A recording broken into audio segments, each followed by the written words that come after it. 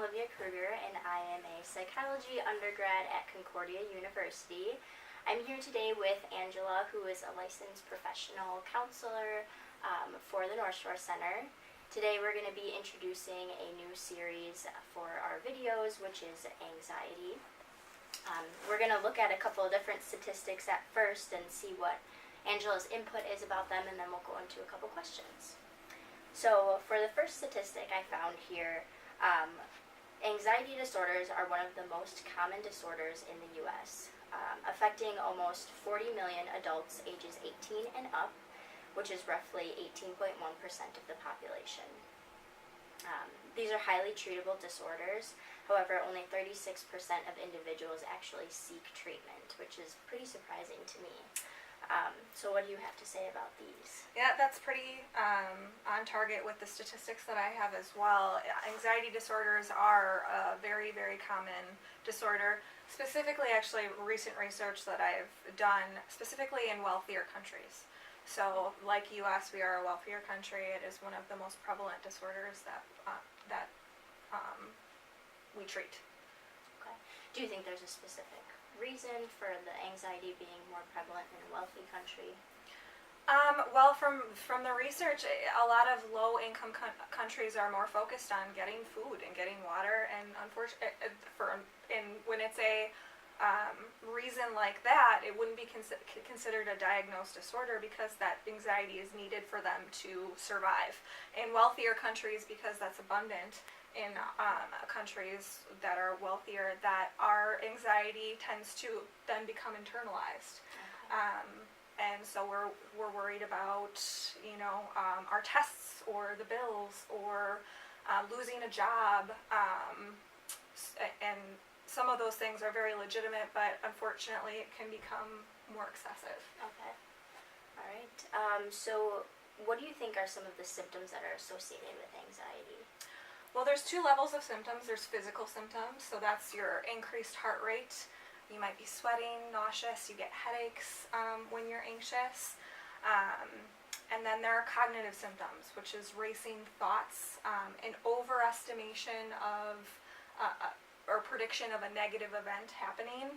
And then sideline behavioral things, which we try to control maybe uncontrollable situations. So a lot of things in life are unpredictable or uncertain. And a lot of times those with anxiety try to control the uncontrollable. Okay. So this is just a side question, but do any one of those different types of symptoms come first? Do you think physical symptoms would come before behavioral or the cognitive symptoms? That's a good question. Physical symptoms, you feel anxiety. Everyone knows when they're anxious because of the way they feel. So I would believe that it would be the physical symptoms. However, with experience, environment, our thoughts and those lines of thinking can become automatic. So then it can become, it could start with a thought and come with the physical symptom. But I would say, biologically, physical symptoms probably would come first, and then we learn things later, which, if that makes sense. Yeah, it does. Where thoughts then can trigger physical symptoms. Okay, all right. So then, what is the difference between anxiety and anxiety disorders? Well, anxiety is it is a human emotion. Everyone experiences anxiety. Like I said, if someone was scared that they were going to lose a job or that they were going to do poorly on a test, those are all things that it makes sense to become anxious about. We have survived and evolved years and years because we have done everything in our control to prevent negative things from happening. And that's where anxiety is a very natural, normal, and adaptive thing for us. When it becomes a disorder is when it starts to affect our functioning. So if we are not going to work, if we are not avoiding social situations on a regular basis, if we are not going to school on a regular basis, this is interfering with our functioning, and it starts to affect other things in our life, familial relationships, friendships, things like that. That's where it becomes a disorder. Okay. So once you start seeing that affecting your functioning, that's when you should that's when you know the difference between just your normal feelings of anxiety and feelings that might be controlling your everyday functioning. functioning. Okay. Another thing, so if it's not necessarily interfering with functioning, another symptom that it could be a disorder is it feels uncontrollable and it's constant. So if it hasn't gotten to that point, but you're feeling like your anxiety, you're constantly anxious, you don't know when the last time you felt relaxed is, it's a good idea to check that out to see if there is an anxiety disorder there. Now, are there different types of anxiety that someone might be feeling or experiencing? There's different types of disorders for anxiety. So there's an umbrella where there's, social anxiety, which is this is a specific fear of judgment or rejection from peers. Or there's separation anxiety, which usually happens with younger children, where it's just an intense fear or feeling of anxiety when parents or others leave when they're left alone. With someone who's experienced a traumatic event, PTSD is also considered an anxiety disorder where they have intense episodes of fear for triggers related to what they experienced. Okay. OCD is another anxiety disorder that involves specific fears in relation to maybe contamination. Or even their own thoughts scare them. We're unfortunately very creative individuals, and we can have good thoughts and we can have very creative negative thoughts, and that can create a huge spike in anxiety for someone with OCD with something what we call intrusive thoughts.